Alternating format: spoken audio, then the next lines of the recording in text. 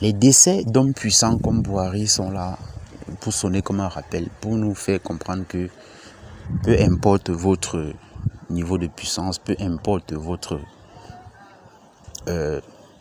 capacité financière, votre richesse ou votre pauvreté d'ailleurs, vous finirez de la même façon, 1 à 2 mètres sous terre. Et c'est une invite quelque part à l'humilité.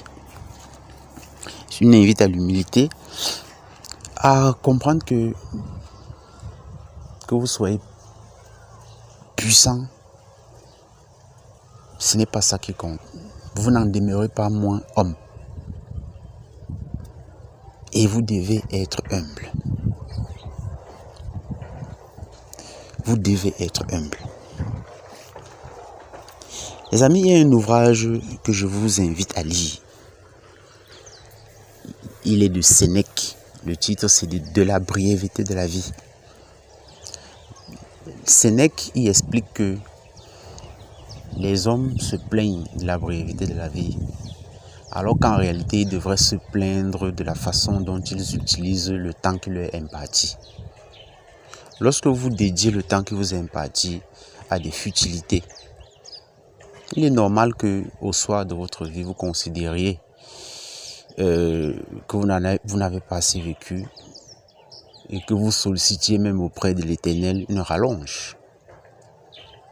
Comme si il était là pour vous écouter et comme si vous deviez vivre éternellement. La deuxième réflexion que le décès de Buhari m'a inspiré et qui est en droite ligne avec la première, c'est que la mort, quelque part, c'est un phénomène dont on ne doit pas avoir peur. Déjà, c'est quelque chose de naturel, c'est quelque chose qui va arriver. Peu importe à quel moment ça va arriver, ça va arriver. Et quelque part même, j'ai envie de dire que la mort, c'est une sorte de régulateur, une sorte de mal nécessaire, si on peut même considérer ça comme un mal.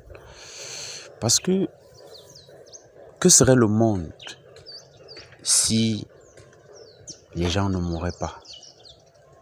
Que serait le monde en Afrique, par exemple, si les pauvres populations qui vivent sous la botte des dictateurs n'avaient pas espoir qu'un jour Dieu rappellera à lui ces immondes dictateurs sanguinaires?